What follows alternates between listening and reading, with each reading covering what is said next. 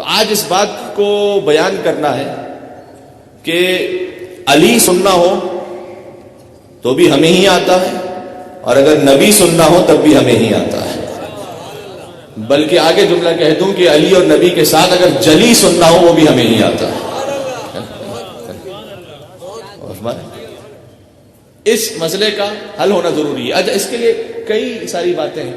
مثال کے طور پر ایک جواب یہ بھی ہے کہ جب آپ کسی سے اس کی تعلیم پوچھیں اور اس نے پی ایچ ڈی کیا ہوا ہو کہ آپ نے کتنا پڑھا ہوا، کہے گا پی ایچ ڈی، تو آپ اس سے سوال نہیں کریں گے خیر سے میٹرک کیا ہے یا نہیں کیا تم نے۔ خیر پاکستان میں تو یہ ممکن ہے جعلی ڈگریوں کے بعد، لیکن اصول کی بات یہ ہے کہ جس نے پی ایچ ڈی کیا ہے اس کا مطلب یہ ہے کہ اس نے پرائمری کیا ہے، سیکنڈری کیا ہے، گریجویشن کیا ہے، ماسٹرز کیا ہے۔ ٹھیک، تو تعلیم بتائی جاتی ہے، عہدہ بتایا جاتا ہے آخر سے، شروع سے نہیں۔ بات پہنچ رہی ہے؟ جی جو پہنچ گئے انہیں میں سلام پیش کرتا ہوں۔ اس لیے لا الہ الا اللہ کہنے والے سے یہ پوچھنا پڑتا ہے کہ تو اللہ کا ذکر تو کر رہا ہے، محمد کو بھی مانتا ہے یا نہیں مانتا؟ اس سے یہ پوچھنا پڑ سکتا ہے کہ بھئی تم نبی کو مانتے ہو یا نہیں مانتے؟ اللہ اللہ کا ورد کرنے والے سے پوچھنا پڑ سکتا ہے کہ بھئی تم کیا نبی کی عظمت کے قائل بھی ہو یا نہیں ہو، یا انہیں اپنے جیسا سمجھتے ہو؟ یہ اس سے پوچھنا پڑ سکتا ہے۔ ٹھیک، محمد الرسول اللہ کہنے والے سے یہ پوچھنا پڑ سکتا ہے کہ محمد کو تو مانتے ہو لیکن نفس رسول علی کو مانتے ہو یا نہیں مانتے ہو؟ لیکن جو علی ولی اللہ کہہ دے خود بخود شامل ہو جاتا ہے کہ محمد کو بھی مانتا ہے، اللہ کو بھی مانتا ہے۔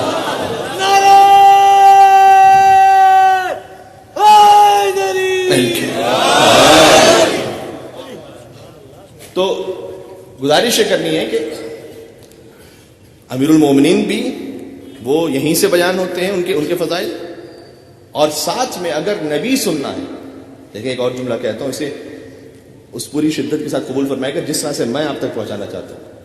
ہر بات پوچھنے کا جو نا ایک موقع ہوتا ہے کہ کس سے وہ بات پوچھی جائے۔ اب مثال کے طور پر گندم کا پوچھنا ہے تو کسان سے پوچھو، لوہار سے نہیں، ہے نا؟ بات پہنچ رہی ہے یا نہیں؟ اب لوہے کا پوچھنا ہے تو لوہار سے پوچھو، سونار سے نہیں۔ سونے کا پوچھنا ہے تو سونار سے پوچھو، بڑھئی سے نہیں۔ علی پوچھنا ہے تو اگر علی پوچھنا ہے تو محمد سے پوچھو، اور محمد پوچھنا ہے تو یا علی سے پوچھو یا جلی سے پوچھو۔ اس سے کم پر جو ہے وہ ہماری خیال پردازی ہو سکتی ہے، حقیقت محمدیہ نہیں ہو سکتی ہے۔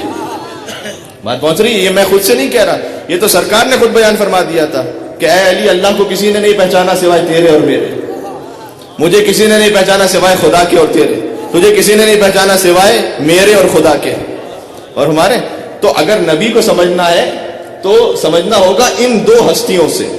اور بالکل اصول کی بات بھی ہے، دیکھیے آپ اگر کسی عالم کو بھی سمجھنا چاہتے ہیں نا، کتنے بڑے عالم ہیں، لیکن ایک بہت گہرا نقطہ عرض کرنا چاہ رہا ہوں، اگر سمجھنا چاہتے ہیں کوئی کتنا بڑا عالم ہے تو دو طریقے ہیں، یا اس کے استاد سے پوچھیں کہ آپ کے شاگرد کیسے تھے، یا وہ جو عالم ہے ان کے کچھ شاگرد ہوں گے، ان سے پوچھیں کہ آپ کے استاد کا لیول کیا ہے۔ کسی بھی عالم کو سمجھنے کے لیے یا اس کے استاد سے پوچھنا ہوگا یا اس کے شاگرد سے پوچھنا ہوگا۔ محمد مصطفیٰ کے استاد کا ایک ہی نام ہے جو ہے رب العالمین، اس کے علاوہ ان کا کوئی اور استاد نہیں ہے۔ حضور کے شاگرد کا نام کیا ہے؟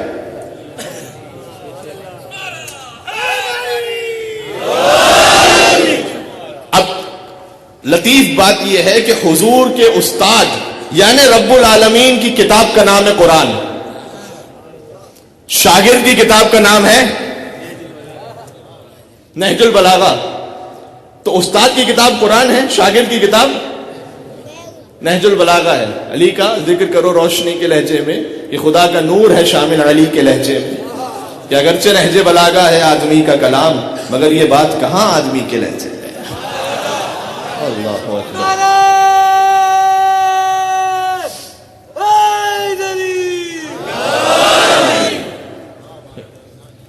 تو کم سے کم اس لیول پہ جا کے سمجھے تو پھر نبی سمجھ میں آئے گا، ورنہ جناب ہر ایک ہستی کا اپنا اپنا مقام ہے۔ بی بی حلیمہ سعدیہ ان کی بکریاں تھی، بکریاں آگے تھی، محمد ان کے پیچھے پیچھے تھے۔ جناب یہ سیرت کی کوئی صورت نہیں ہے، اگر نبی کی سیرت صحیح سمجھنی ہے تو علی سے سمجھنی پڑے گی، تب سمجھ میں آئے گا. ہاں، یا رب العالمین خود بیان کریں، جو اس سلسلے کو میں پہلے گزارش کر چکا ہوں، لیکن چونکہ فضائل نبی میں ہے لہذا میں یہ 2 جملوں کی باتیں گزارش کر دوں کہ اللہ نے تو اپنے حبیب کا وہ پروٹوکول رکھا ہے قرآن کریم میں، ہم آیت اترتی ہے اور پھر عمل کرتے ہیں، اس آیت پر عمل کرتے ہیں. نبی عمل کرتے تھے اور آیت اترتی تھی. آپ یہ سیکوینس ملاحظہ فرما رہے ہیں؟ یعنی نبی چادر اوڑھ لیتے تھے تو آیت آتی تھی یا ایھا المدثر، اے چادر کے اوڑھنے والے. نبی کمبل اوڑھ لیتے تھے تو آیت آتی تھی یا ایھا المزمل، اے کمبل کے اوڑھ لینے والے. اللہ نے بچپن کا ذکر فرمایا تو کہا کہ الم یجدک یتیما فآویٰ. انہوں نے سفر اختیار فرمایا تو کہا ووجدک ضالا فہدیٰ. نبی کچھ بات کرنے لگے تو کہا کہ وما ینطق عن الہویٰ ان ہوا الا وحی یوحیٰ. نبی کے چہرے روشن کو دیکھا تو فرمایا کہ والشمس وضحاہا. ان کے سیاہ زلفوں کو دیکھا تو فرمایا واللیل اذا یغشاہا. ان کے اخلاق کریمانہ اتنے عظیم تھے کہ فرمایا انک لعلی خلق عظیم. یہ قصیدہ ہے محمد مصطفیٰ کا قرآن کریم میں. یہ اس سے سمجھ میں آئیں گے کہ حبیب کیا ہے. حضور کی رفتار کو دیکھا تو فرمایا انک لعلی خلق عظیم. رفتار کو دیکھا فرمایا کہ لقد کان لکم فی رسول اللہ اسوۃ حسنہ. حضور کے ہاتھوں کو دیکھا فرمایا وما رمیت اذ رمیت ولکن اللہ رمی. حضور کے سینے مطہر کو دیکھا فرمایا الم نشرح لک صدرک. پشت مبارک کو دیکھا فرمایا ووضعنا عنک وزرک. حضور کے بیت کو دیکھا فرمایا فی بیوت اذن اللہ ان ترفع ویذکر فیہا اسمہ. اور حضور کے اہل بیت کو دیکھا تو فرمایا کہ انما یرید اللہ لیذھب عنکم الرجس اہل البیت ویطہرکم تطہیرا.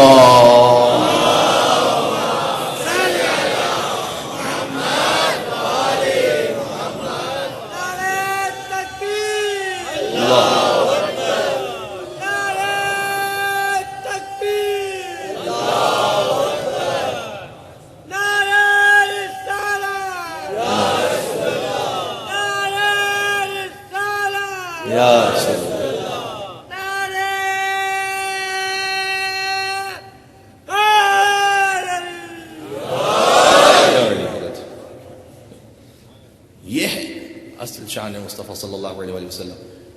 لہذا مکتب اہل بیت یہاں مجھے اندازہ یہاں سے بہت دور دور تک آواز جاتی ہے. جتنا مجمع نظروں کے سامنے ہے اس سے زیادہ بہت وہ ہے جو نظروں کے سامنے نہیں ہے. اس لیے گزارش کر رہا ہوں کہ مکتب اہل بیت کا متفق علیہ معاملہ یہ ہے کہ علی کا اس کائنات میں 3 نمبر ہے. گھبرا تو نہیں؟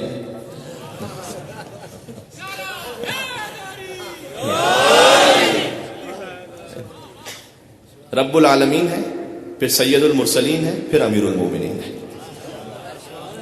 علی سے اس کائنات میں 2 بڑے ہیں. لیکن لطف کی بات یہ ہے کہ ان دونوں بڑوں نے کہا یہ ہے کہ جنت میں وہ جائے گا جس کے دل میں یہ چھوٹا ہوگا.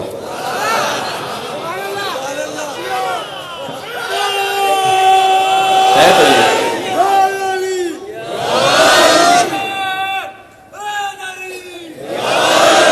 اب میں مولا کائنات سے پوچھنے لگا ہوں کہ نبی کیا ہے. سننا چاہتے ہیں؟ فضائل نبی بزبان علی. ٹھیک ہے. ممبر پر وہ موجود ہیں جس کے لیے ممبر بنا ہے.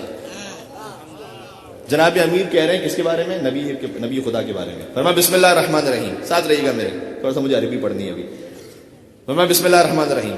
کان اللہ. اچھا عربی کہیں کہیں اس قدر آسان ہے کہ آپ عربی ہی میں شامل ہو جائیں گے اس لطف میں، چونکہ جو کلام امام ہے وہ امام الکلام ہے. جو امام کا کلام ہے وہ سارے کلاموں کا امام ہے. لہٰذا ہم اس کا ترجمہ تو کریں گے بعد میں، لیکن اصل جو روحانیت ہے اور اصل جو معیار ہے وہ علی کے الفاظ میں ہے، اس کلام میں. فرمایا بسم اللہ الرحمن الرحیم. کان اللہ ولا شیء معہ فاول ما خلق اللہ نور حبیبہ محمد صلی اللہ علیہ وآلہ وسلم قبل خلق الماء والعرش والکرسی والسماوات واللوح والقلم والجنة والنار والملائکة وآدم وحواء ب24 و400 ألف عام. فلما خلق الله نور نبينا محمد صلى الله عليه وآله وسلم بقي واقفا بين يدي الله عز وجل يسبحه ويحمده والحق تبارك وتعالى ينظر إليه ويقول يا عبدي أنت المريد والمراد ولولاك لما خلقت الأفلاك من أحبك أحببته ومن أبغضك أبغضته وتلألأ نوره وارتفع شعاعه فخلق الله من نور نبيه 12 حجابا أولها حجاب القدرة ثم حجاب العظمة ثم حجاب الهيبة ثم حجاب العزة ثم حجاب الجبروت ثم حجاب المنزلة ثم حجاب الرحمة ثم حجاب النبوة ثم حجاب السعادة ثم حجاب الشفاعة ہے میرے ساتھ یا نہیں ثم حجاب السعادة ثم حجاب الشفاعة فأمره أن يدخل في حجاب القدرة فدخل وهو يقول سبحان ربي الأعلى وبحمده 12,000 عام ثم دخل في حجاب العظمة فهو يقول سبحان عالم السر وأخفى 11,000 عام إلى أن دخل في حجاب الشفاعة وهو يقول سبحان ربي العظيم وبحمده 1000 عام ثم خلق الله من نور نبي 20 بحرا من نور في كل بحر علوم لا يعلمها إلا الله تعالى جہاں تک جائے مجھے بتا دیجئے گا في كل بحر علوم لا يعلمها إلا الله تعالى فتقلب منها 20 بحرا فقطرت منه قطرات كان عددها 124 وألف قطرة فخلق الله من كل قطرة نبيا من الأنبياء فلما تكاملت الأنوار صارت تطوف حول نور محمد صلى الله عليه وآله وسلم یہ علی بول رہے ہیں صارت تطوف حول نور محمد صلى الله عليه وآله وسلم كما تطوف الحجاج حول بيت الله الحرام ثم خلق الله من نور محمد جوهرة فقسمها إلى قسمين فنظر إلى القسم الأول بعين الهيبة فصار معا أزمن ونظر إلى القسم الثاني بعين الشفقة فخلق منها الأرش فخلق من نور الأرش الله خلق من نور الله القلم فقال له القلم اكتب توحيدي فبقي القلم 1000 عام سكرانا من كلام الله تعالى فلما فاق قال له اكتب توحيدي قال ما اكتب قال اكتب لا اله الا الله محمد رسول الله فلما سمع القلم اسم محمد صلى الله عليه واله وسلم خر ساجدا ويقول سبحان الله الواحد القهار ثم رفع راسه وكتب لا اله الا الله محمد رسول الله وقال يا رب من محمد الذي قرنت اسمه باسمك وذكره بذكرك قال فالله لما خلقتك وهو بشير ونذير وسراج منير والشفيع وحبيب فانشق القلم من حلاوة ذكر محمد وقال السلام عليك يا رسول الله وعليك فقال الله تبارك وتعالى وعليك السلام مني فصار السلام سنة ورد فریضة عزت حیدر کی قسم ابھی میں نے آدھا خطبہ بھی نہیں پڑھا ہے آدھے سے بھی کم پڑھا ہے اس وقت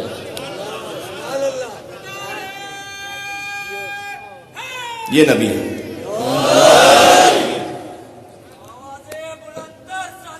اللہم صلی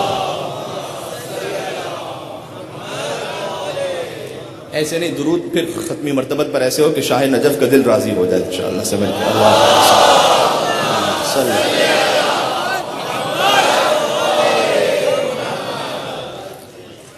ترجمہ سنا دوں تھوڑا سا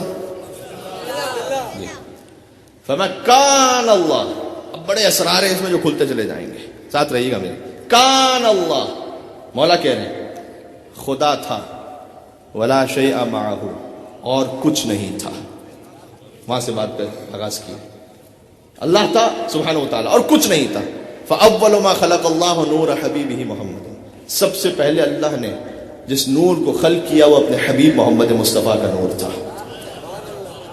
سب سے پہلے جسے خلق کیا اور ہمارے اچھا یہ جو آپ نے ہمارے یہاں خطبہ سے حدیث سنی ہے نا کہ کنت نبیا وآدم بین الماء والطین میں اس وقت نبی تھا میں نبی تھا جب آدم بنے نہیں تھے پانی اور مٹی کے درمیان تھے یہ برادر ہے سنت کی کتابوں میں بھی کچھ مختلف الفاظ کے ساتھ لکھی ہوئی اب کسی کی نگاہ جائے نہ جائے اس کی اپنی مرضی ہے لیکن طبرانی نے معجم الکبیر میں مثال کے طور پر لکھا ہے امام احمد بن حنبل نے مسند میں لکھا ہے اور علماء نے بھی لکھا ہے کہ جب نبی سے سوال کیا گیا کہ آپ کو کب سے نبی بنایا گیا فرمایا وآدم بین الروح والجسد جب آدم روح اور جسم کے درمیان تھے ان کے یہ جملہ ہے آدم روح اور جسم کے درمیان تھے تو یہ جملہ ملتا ہے کنتو نبی وآدم بین الماء والطین اچھا تاریخ میں 3 کنتو ایسے ہیں جو ان کی شان ہی کچھ اور ہے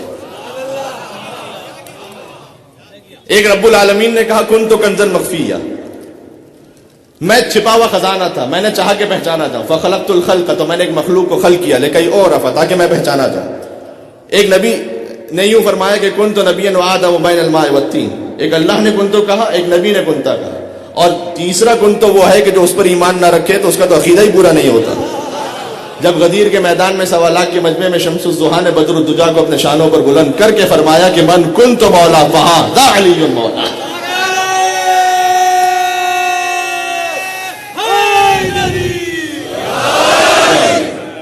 غور کیجیے گا کان اللہ ولا شیء معہ. ابھی تو یہ پہلی لائن ہے کہ فرمایا کہ خدائے متعال کی ذات تھی، کوئی نہیں تھا. اور سب سے پہلے اللہ نے اپنے حبیب کے نور کو خلق کیا. کن کن چیزوں سے پہلے؟ قبل خلق الماء، پانی سے پہلے، والعرش والکرسی واللوح والقلم والجنت والنار والملائکۃ وآدم وحوا. کتنا پہلے؟ ب24 و400 الف عام، 4,24,000 سال پہلے. یہاں کے 4,24,000 سال نہیں، وہاں کے 4,24,000 سال. ٹھیک ہے، قرآن کی آیت کے حساب سے جو سمجھ میں بات آتی ہے کہ یہاں اس دنیا میں 50,000 سال گزرتے ہیں تو وہاں کا ایک دن بنتا ہے نا. کانا مقدار 50,000 سنہ. یہاں 50,000 سال جب گزرتے ہیں تو وہ ایک دن بنتا ہے وہاں پر. وہاں کے 4,24,000 سال پہلے اللہ نے اپنے حبیب کے نور کو خلق کیا. فلما خلق نور نبینا محمد صلی اللہ علیہ وآلہ وسلم. جب میرے سارے شیعہ سنی بھائی سنیں اس بات کو، جب حبیب کا نور خلق ہو گیا تو بقیہ واقفا بین یدی اللہ عز وجل. سرکار ختمی مرتبت کا نور رب العالمین کے سامنے ادب اور احترام سے کھڑا ہو گیا، رب کی تجلی کے سامنے. اور ادب و احترام سے کھڑے ہو کر یسبحہ و یحمدہ، نبی تسبیح کرنے لگے اور خدا کی حمد کرنے لگے. ٹھیک، 1000 عام، 1000 سال تک. والحق تبارک و تعالی ینظر الیہ، اور خدائے سبحان اپنے حبیب کے نور کو دیکھتا رہا. اگر میرے ساتھ ہے تو ایک منظر سنا دوں میں آپ کو اس وقت. نبی کا نور ہے، تسبیح کر رہا ہے، تحمید کر رہا ہے 1000 سال تک، اور رب العالمین ہے کہ جو اپنے حبیب کے نور کو دیکھ رہا ہے. یہ کون ہے جو چشمدید گواہ بن کر سنا رہا ہے؟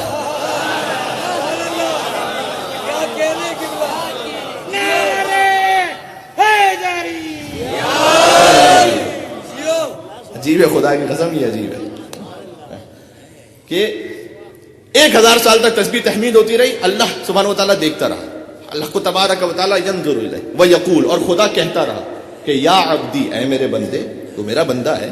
انت المرید والمراد، مراد بھی تو ہے، مرید بھی تو ہے. مراد وہ جس کا ارادہ کیا جائے، مرید وہ جو ارادہ کرنے والا ہو. مراد تو اس لیے ہے کہ میں نے تیرا ارادہ کیا ہے، مرید تو اس لیے ہے کہ تو نے میری تسبیح و تحمید کا ارادہ کیا ہے، لہذا تو مرید بھی ہے تو مراد بھی ہے. وَلَوْلَاكَ لَمَا خَلَقْتُ الْأَفْلَاقَ، اور اے حبیب یاد رکھیے اگر آپ نہ ہوتے تو میں اس کائنات کو خلق ہی نہ کرتا. آدمی کی کیا حیثیت، آدم بھی خلق نہ ہوتے جی. نہ جنتیں ہوتی، نہ عبادتیں ہوتی، نہ مسجدیں ہوتی، نہ تلاوتیں ہوتی، نہ شجر ہوتا، نہ طور ہوتے، نہ ملک ہوتا، نہ حور ہوتی، نہ گناہگار ہوتے، نہ شفاعت کا کاروبار ہوتا، نہ کوئی یوسف ہوتے، نہ کوئی خریدار ہوتا. کچھ نہ ہوتا اگر نبی نہ ہوتا. اگر کوئی گھبرا کر سن رہا ہے اس بات کو تو وہ سمجھ لے کہ یہ علی کے فضائل نہیں، میں نبی کے فضائل سنا رہا ہوں. یہ میں نبی کے فضائل سنا رہا ہوں، گھبرانے کی ضرورت نہیں ہے کہ یہ کیا ہو رہا ہے. یہ نبی مرسل کے فضائل ہے. تو ہوا یہ کہ دیکھا اس نور کو اللہ نے 1000 سال تک، 1000 سال تک یہ سلسلہ ہوتا رہا. انت المرید والمراد، اگر اے حبیب آپ نہ ہوتے تو میں کائنات کو خلق نہ کرتا. من احبک احببت، اللہ نے اپنے حبیب سے کہا اے حبیب مجھے اپنی محبت کے بارے میں پرواہ نہیں، جو آپ سے محبت رکھے وہ میرا محب ہے. ومن ابغضک ابغضت، جو آپ سے بغض رکھے گا وہ میرا بغض رکھتا ہے. اچھا، جب ہم یہاں پر ایک عام سے خطیب سے مولا کے فضائل سنتے ہیں، نبی کے فضائل سنتے ہیں، ہم جوش و ولا میں آ جاتے ہیں. ٹھیک ہے، جب بلا فصل سید المرسلین رب العالمین سے اپنے فضائل سن رہے ہوں گے، میں تو سوچ ہی سکتا ہوں کہ کیا کیفیت ہوگی اس وجد کی. اس لیے کہ آگے ہے خطبے میں مولا کائنات نے فرمایا فَتَلَأْلَأَ نُورُ، جیسے اللہ سے براہ راست حبیب نے اپنے فضائل سنے وہ نور اور جگمگانے لگا. وَارْتَفَعَ، اور اس کے بعد وہ پہنچ گیا عرش تک، وہ نور اور بلند ہوتا رہا. وہ نور جیسے ہی وہ نور اور بلند ہوا فَخَلَقَ اللَّهُ مِنْهُ 12 حجابًا. سنیے گا جملے کو، اللہ نے نور محمدی سے 12 حجابوں کو خلق فرمایا. اولها حجاب القدرت، ثم حجاب العظمت، ثم حجاب الہیبت، ثم حجاب السعادت، ثم حجاب الجبروت، ثم، یہ سارے حجاب اللہ نے خلق فرمائے. ٹھیک ہے، 12 حجاب خلق ہو گئے. اس کی تفصیل ہے، اس تفصیل میں جا نہیں سکتا، اس وقت کم ہے. 12 حجاب اللہ نے خلق فرمائے. پھر کہا فَأَمَرَهُ أَن يَدْخُلَ فِي حِجَابِ الْقُدْرَةِ، اپنے حبیب سے کہا کہ حبیب آپ حجاب قدرت میں داخل ہو جائیں. فَدَخَلَ، حبیب کا نور حجاب قدرت میں داخل ہوا. جیسے ہی وہ حجاب قدرت میں پہنچے تو وہ ذکر کرنے لگے سبحان ربی الاعلیٰ وبحمدہ 12 عام، 12,000 سال تک نبی کا نور سبحان ربی الاعلیٰ وبحمدہ پڑھتا رہا. اللہ اکبر. ثم دخل فی حجاب العظمت، اس کے بعد حجاب عظمت میں داخل ہوئے اور ذکر پڑھتے رہے سبحان عالم السر و اخفا، پاک اور منزہ ہے وہ جو کہ جو ہر مخفی چیز کا بھی جاننے والا ہے، ظاہر چیز کا بھی جاننے والا ہے. یہ 12,000 عام، 11,000 سال تک یہ پڑھتے رہے. اچھا جیسے جیسے ایک ایک حجاب ہے، ایک 1,000 سال کب ہو رہا ہے، اب اس کی تفصیل میں نہیں جاتا. اعلان دخل فی حجاب الشفاعت، آخر میں حجاب شفاعت میں نبی کا نور داخل ہوا اور کہہ رہے تھے سبحان ربی العظیم وبحمدہ 1000 عام. 1,000 سال تک یہ کہتے رہے سبحان ربی العظیم وبحمدہ، نبی کا نور یہ ذکر پڑھتا رہا. عجیب شان ہے. ثم خلق اللہ من نور نبی 20 بحرا من نور، پھر اللہ نے اپنے نبی کے نور کے صدقے میں 20 نور کے سمندروں کو خلق فرمایا. تھوڑا سا میرا ساتھ رہیے گا، تقریر بوجھل تو نہیں ہو رہی کوئی. اللہ نے نبی کے نور سے 20 سمندروں کو، جو نور کے سمندر تھے، انہیں خلق کیا. ان 20 سمندروں کی تفصیل اپنے مقام پر. نبی کا نور 20 سمندروں کے نور سے گزرا. ہاں ایک جملہ کہہ دوں، فی کل بحر علوم لا يعلمها الا اللہ تعالی، ہر نور کے سمندر میں وہ علم تھے کہ جو اللہ کے سوا اور کوئی نہیں جانتا تھا. نبی کا نور اس میں جو گزرتا رہا گزرتا رہا گزرتا رہا گزرتا رہا. جب آپ سمندر سے گزریں تو کیا ہوتا ہے، جسم سے قطرے بہتے ہیں. فقطرت منہ قطرات، نبی کے نور سے قطرے بہنا شروع ہوئے. کتنے قطرے، میرے ساتھ دیجیے گا. کان عددها 124 الف قطرۃ، نبی کے جسم سے قطرے بہنا شروع ہوئے جن کی تعداد 1,24,000 تھی. جی فخلق اللہ من کل قطرۃ نبیا من الانبیاء، محمد مصطفیٰ کے جسم سے بہنے والے ہر قطرے سے اللہ نے ایک نبی کو خلق فرما دیا. اللہ اکبر. ہاں یہ یعنی آدم علیہ السلام نبی کے جسم کے قطرے سے، نوح علیہ السلام میرے نبی کے جسم کے قطرے سے. اچھا آپ جائیں بازار میں، کہیں دیکھا ہے کہ جس جسم کا جو پسینہ ہے وہ بک رہا ہو؟ جسم کا فاضل ہوتا ہے نا، یہ تو اس کی تو کوئی حیثیت نہیں ہوتی. جس کے جسم کے پسینے سے نبی بن جائیں اس کے خون کی حیثیت کیا ہوگی. اگر علی کو کہتے ہیں لحم کا لحمی و دم کا دمی، اے علی تیرا گوشت میرا گوشت ہے، تیرا خون میرا خون ہے، اس خون کی حیثیت کیا ہوگی. اگر فاطمہ کو کہتے ہیں کہ فاطمہ تو بس تم منی، فاطمہ میرا ٹکڑا ہے، اس ٹکڑے کی حیثیت کیا ہوگی. ٹھیک ہے. جب 1,24,000 انبیاء خلق ہو گئے، سارا تطوف حول نور محمد، یہ 1,24,000 انبیاء حضور کے نور کا طواف کرتے رہے. کما تطوف الحجاج حول بیت اللہ الحرام، جیسے کہ حاجی بیت اللہ الحرام کا طواف کرتے ویسے طواف کرتے رہے. فخلق اللہ من نور محمد جوہرۃ، اس کے بعد اللہ نے حضور کے نور سے ایک جوہر کو خلق کیا، ایک موتی کو. فقسمها الى قسمین، اسے 2 حصوں میں تقسیم کیا. ونظر الى القسم الاول بعین الہیبۃ، پہلی قسم کی جانب ہیبت کی نگاہ کی. فصار ماء عذبا، نبی کے نور کا صدقہ تھا وہ میٹھے پانی میں بدل گیا. دوسرے قسم کی جانب اللہ نے نگاہ کی، عین شفقت کی. فخلق منها العرش، اللہ نے اس نور کے دوسرے حصے سے عرش کو خلق فرمایا. وخلق من نور العرش الکرسی، اللہ نے عرش سے کرسی کو خلق فرمایا. ومن نور الکرسی اللوح، کرسی کے نور سے لوح کو خلق فرمایا. ومن نور اللوح القلم، لوح کے نور سے قلم کو خلق فرمایا. جس کے نور کا صدقہ ہو قلم کی خلقت، وہ کون بیوقوف ہوگا جو کہے گا کہ نبی کو لکھنا اور پڑھنا نہیں آتا تھا. اللہ اکبر. مجھے جملہ کہنے تھے، اچھا لکھنا پڑھنا نعوذ باللہ من ذالک، نقل کفر نباشت، لکھنا پڑھنا نہیں آتا. نبی نے ایک موقع پر قلم اور دوات تو مانگا تھا، قلم اور کرتاس، قلم اور کاغذ مانگا تھا نا نبی نے، تو دینے میں پریشانی کیا تھی؟ پھر جو لکھ ہی نہیں سکتا نعوذ باللہ من ذالک، تو دینے میں پریشانی کیا تھی؟ پھر بھائی امی بمانا صرف ان پڑھ ہے مسلمانوں، اگر امی بمانا صرف ان پڑھ ہے مسلمانوں تو اپنی اس جہالت کو روایت کا بھرم دے دو، تو اپنی اس جہالت کو روایت کا بھرم دے دو. اور نبی کا دل دکھانے کا گناہ کیوں سر پہ لیتے ہو؟ وہ لکھ پڑھ جو نہیں سکتا اسے کاغذ قلم دے دو.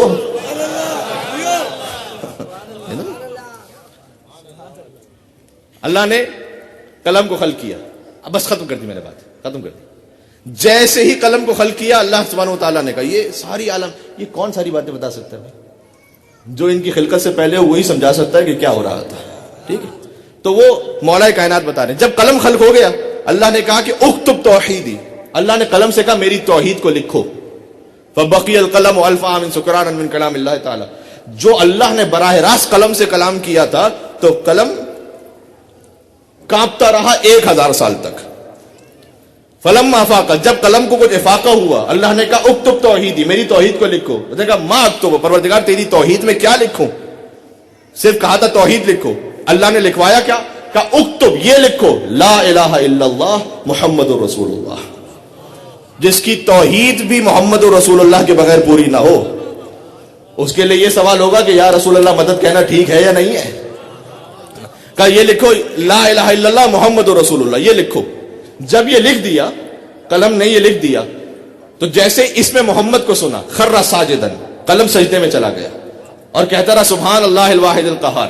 اس کے بعد اس نے سجدے سے سر اٹھایا، کہا یا رب من محمد الذی قرنت اسمہ باسمک، یہ کون ہے محمد جس ان کے نام کو تو نے اپنے نام کے ساتھ رکھا ہے اور ان کے ذکر کو اپنے ذکر کے ساتھ رکھا ہے، یہ کون ہے؟ فرمایا کہ ولولا لما خلقتک، اے قلم اگر وہ نہ ہوتے تو تجھے بھی خلق نہ کرتا. وہو بشیر، یہ جلالت الہیہ دیکھیے، وہو بشیر و نذیر و سراج منیر و شفیع و حبیب. وہ شفیع ہے، وہ حبیب ہے، سراج منیر ہے، بشیر ہے، نذیر ہے. جیسے ہی قلم نے فضائل مصطفیٰ کو سنا رب العالمین سے، یہ بزرگ جانتے ہوں گے اس بات کو، جب ایک شے میں بہت زیادہ مٹھاس آ جائے تو کیا ہوتا ہے؟ شوگر کین ہے، واٹر میلن ہے، بہت زیادہ مٹھاس آ جائے پھٹ جاتا ہے وہ. جیسے ہی قلم نے براہ راست فضائل مصطفیٰ کو سنا فانشق القلم من حلاوت ذکر محمد، ذکر محمد کی مٹھاس ایسی تھی کہ قلم شق ہو گیا، پھٹ گیا قلم. اور اس نے کہا السلام علیک یا رسول اللہ، قلم نے کہا السلام علیک یا رسول اللہ، رسول کو سلام کیا تھا. فاجاب اللہ تعالی، اللہ نے جواب دیا وعلیک السلام منی، اے قلم تجھ پر میرا بھی سلام. قلم نے رسول کو سلام کیا، اس سلام کے جواب میں اللہ نے قلم کو جواب دیا. جب جواب دے دیا اب میرے مولا علیہ نے عجیب شان کا جملہ کہا کہ فَلِأَجْلِ هَذَا صَارَ السَّلَامُ سُنَّةً وَرَدُّ فَرِيضَةً، اسی خاطر ہے کہ سلام کرنا مستحب ہو گیا، جواب دینا واجب ہو گیا. ایک مل کے صلوات بھیجتے محمد و آل محمد پر.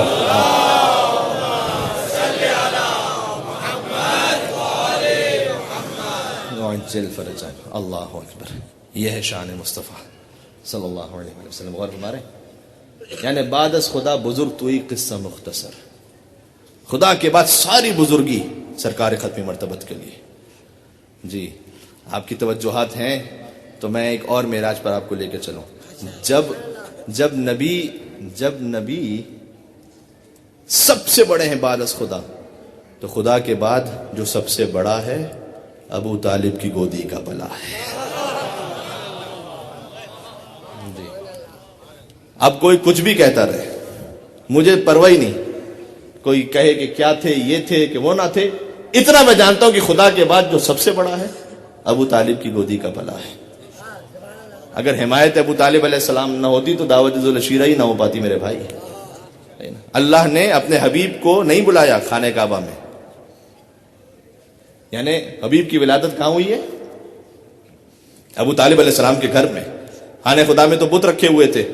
ٹھیک، کہیں کوئی ناقب اندیش یہ نہ سمجھ لے، اس لیے کہ جو سب سے بڑا موحد آ رہا ہے وہ ایسی جگہ اللہ نے نہیں بلایا کہ جہاں بت رکھے ہوئے تھے. جناب امیر جب آئے تھے تو سارے بت ٹوٹ گئے وہاں پر. ٹھیک ہے، ذہن میں رکھیے گا. تو اللہ نے ایک ایسے گھر کا انتخاب کیا مکہ میں کہ جہاں نہ کوئی بت تھے نہ بت پرست تھا. اور پہلی دعوت کے لیے بھی اللہ نے اپنے گھر کا اہتمام نہیں کیا، اس لیے کہ کچھ ناقب اندیش ایسے تھے جنہوں نے وہاں بت رکھے ہوئے تھے. جہاں بت ہو وہاں توحید کا جلسہ نہیں ہوا کرتا. پتہ چلا رحمان کے گھر بت تھے، عمران کے گھر بت نہیں تھے. اللہ اکبر. جی یہ شان ہے ابو طالب علیہ السلام. حضرت ابو طالب بلند ترین مل کے صلوات بھیجتے ہیں. اللہم صلی وعجل فرجہم. اس سے کسی کو انکار ممکن نہیں ہے. لہذا جب پہلی دعوت بھی ہوئی ہے تو کھانے کا انتظام بھی ابو طالب علیہ السلام نے کیا. حمایت ابو طالب علیہ السلام نہ ہو تو رسول کا پیغام آگے ہی بڑھنا ممکن نہیں تھا. کھانے کا انتظام ابو طالب علیہ السلام نے کیا. پروردگار تو نے تو من و سلوہ بھی نازل کیے تھے پچھلی قوموں کے لیے، یہ تو پھر تیری توحید کا جلسہ ہے. کہ نہیں، میں شروع سے اس امت اسلامیہ کو ابو طالب کا نمک خوار بنا رہا ہوں، پہلی ہی دعوت میں ابو طالب کا کھانا کھاؤ، اور یہ اس کھانے کا صدقہ ہے کہ آج تک ابو طالب کے ماننے والوں کے ہاں کبھی نیاز کی کمی نہیں ہوئی ہے۔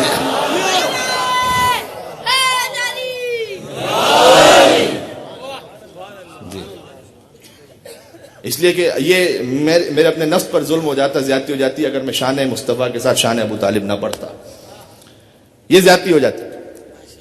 اور جب ابو طالب علیہ السلام کا اجتماع ہو گیا، بس مجھے دعوت العشیرہ نہیں پڑھنی، میں تو بس منزل مصائب پہ جاؤں گا۔ جب یہ اہتمام ہو گیا، 3 دن تک کھانے کا اہتمام تھا۔ پہلے دن آیا، کھانا کھا لیا، حضور اٹھے بات کرنے کے لیے، ابو لہب کھڑا ہو گیا، حضور کو بات نہیں کرنے دی، شور مچایا، باہر لے کر چلا گیا۔ حضور نے کہا کہ کل کھانا ہے، پھر آ جانا۔ اسی لیے بہت سے لوگ ہیں مجلس کا بائیکاٹ کر دیتے ہیں، نیاز کا بائیکاٹ نہیں ہو پاتا ہے۔ ایک مل کے صلوات بھیجتے محمد و آل محمد پر، اللہ صلی۔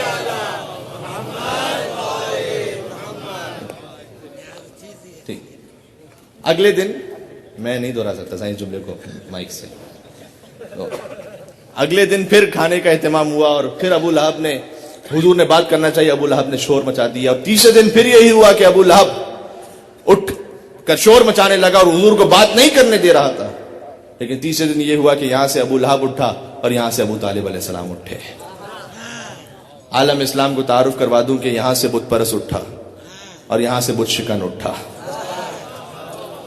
یہاں سے کعبے کا چور اٹھا اور یہاں سے کعبے کا محافظ اٹھا، اور جملہ محفوظ کیجئے گا، یہاں سے کذاب اٹھا اور یہاں سے 14 صادقین کا باپ اٹھا۔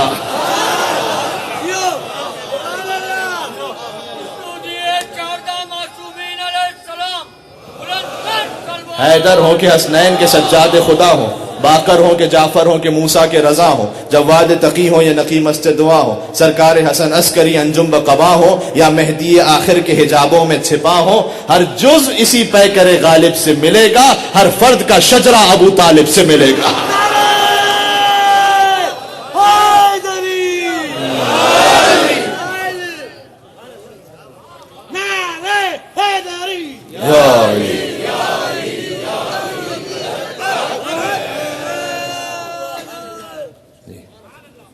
اور ابو طالب علیہ السلام سے خدا قسم کھا کہ میں کہہ رہا ہوں، دشمنی اور بغض کی صرف ایک وجہ ہے کہ ابو طالب علی کا باپ ہے، صرف ایک وجہ ہے کہ چونکہ علی کا باپ ہے۔ میں تو کہتا ہوں کہ غصہ ہونے کی ضرورت نہیں ہے، بھڑکنے کی ضرورت نہیں ہے، ہم تو ویلکم کرتے ہیں، تحقیق کیجئے کون کیا تھا کون کیا نہیں تھا۔ جب علی کے باپ پہ تحقیق ہوگی تو ہر ایک کے باپ پہ تحقیق ہوگی۔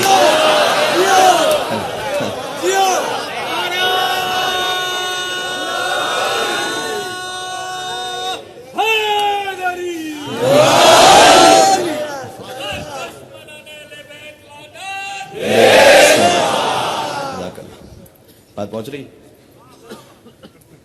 تو، اور اس پورے شجرہ طیبہ پر احسان ہے ابو طالب علیہ السلام کا، اور یقین فرمائیے کہ ہاں میں اگر پڑھتا چلا جاؤں اس پر، وقت بھی محدود ہے، اور ساتھ میں مجھے اس بات کو بھی بیان کرنا ہے، یہ خدا سبحان کا کیا کرم اور کیا مصلحت ہے اس کی کہ دیکھیے شان مصطفیٰ صلی اللہ علیہ وسلم کے ساتھ ذکر ابو طالب علیہ السلام ایسے جڑ گیا، اور بڑا لازمی تھا کہ اس کو جوڑا جائے اس طریقے سے، اس لیے کہ پوری کربلا ہی پال کر دی ہے ابو طالب علیہ السلام نے، پوری کربلا پال کر دی ابو طالب علیہ السلام نے۔ ٹھیک، آپ دیکھتے جائیے، حسین ابن علی ابن ابی طالب، زینب بنت علی ابن ابی طالب، عباس ابن علی ابن ابی طالب، علی اکبر ابن حسین ابن علی ابن ابی طالب، قاسم ابن حسن ابن علی ابن ابی طالب، سکینہ بنت الحسین ابن علی ابن ابی طالب، علی اصغر ابن حسین ابن علی ابن ابی طالب، اون محمد ابن عبداللہ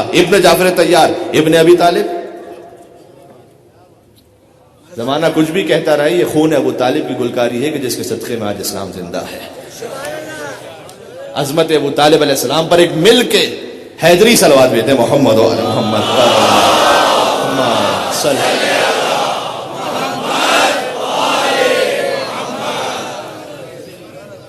جب علی کو کسی نے بار بار کہنے کی کوشش کی اور ٹوکنے کی کوشش کی کہ یا علی ابو کا فنار، ابو کا فنار، نعوذ باللہ من ذالک، نعوذ باللہ، تمہارا باپ تو جہنم میں، تمہارا باپ تو شاید جہنم میں، تمہارا باپ تو جہنم میں، ایک مرتبہ امیر المومنین نے ایسا جواب دیا کہ اس کے بعد کچھ کہہ نہیں سکا. کہ تو مجھے یہ کہہ رہا ہے ابو کا فی النار، میرا باپ جہنم میں، انا قسیم الجنت والنار.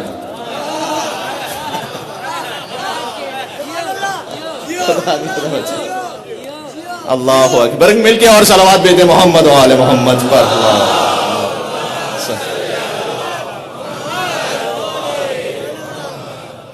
وہ رسول جن کی اتنی شان آپ نے سنی نا، جس کے صدقے میں عرش ہے، لوح ہے، کرسی ہے، قلم ہے، جنت ہے، ملائکہ ہے، آدم ہے، حوا ہے، جو کچھ ہے حبیب کے صدقے میں. کیا منظر ہوتا ہوگا، کیا شان ہوتی ہوگی کہ جب وہ اپنی دختر کو آتا ہوا دیکھتے تھے تو احترام میں بلند ہو جاتے تھے. یہ جملے کی عظمت سمجھ میں آ رہی ہے. یہ خالی یہ نہ کہیں کہ باپ بیٹی کے احترام میں بلند ہو رہا ہے. ٹھیک ہے، مجھے آیت اللہ وحید خراسانی کا جملہ یاد آ رہا ہے. کہتے تھے کہ جب حضور بلند ہوتے تھے سیدہ کونین کے احترام میں تو وہاں کیا آدم اگر ہوتے تو وہ بیٹھے رہتے؟ سنیے گا، آدم ہوتے تو، کیونکہ سید المرسلین تو حضور ہے نا، آدم بھی بلند ہو جاتے، نوح بھی بلند ہو جاتے، ابراہیم بھی بلند ہو جاتے، موسیٰ اور عیسیٰ علیہ السلام بھی بلند ہو جاتے.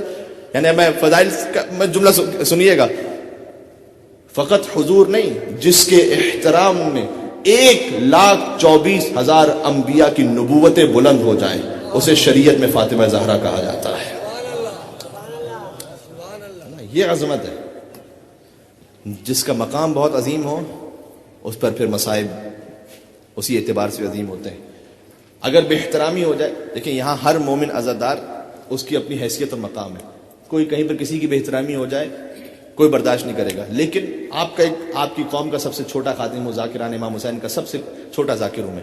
فرض کیجئے میں کہیں جا رہا ہوں اور میری ابا کو کوئی چھین لے بے احترامی کے طور پر، آپ کہیں گے جناب کچھ بھی ہو جائے ہماری بے احترامی ہو گئی، لیکن مولانا کا کیسے کیا تم نے؟ ٹھیک ہے نا. اس لیے کہ یہ میں اپنی بات خود نمائی کی اعتبار سے نہیں کر رہا، کوئی بھی عالم ہو، ٹھیک ہے، جس کا مقام اور احترام زیادہ ہو اگر اس کے ساتھ گستاخی ہو تو وہ گستاخی بھی بہت بڑی ہوتی ہے. کسی مومن کا در جل جائے بڑی گستاخی ہے، سیدوں کی ماں کا در جل جائے. ہاں یہ کوئی معمولی بات نہیں ہے. ٹھیک ہے، آگے جملہ کہوں، اگر کوئی ہاتھ اٹھا دے کسی مستور پر ظلم ہے، بے احترامی ہے. اگلا جملہ کہنے کی ہمت نہیں ہوتی. برحمتك يا أرحم الراحمين وصلى الله على محمد وآله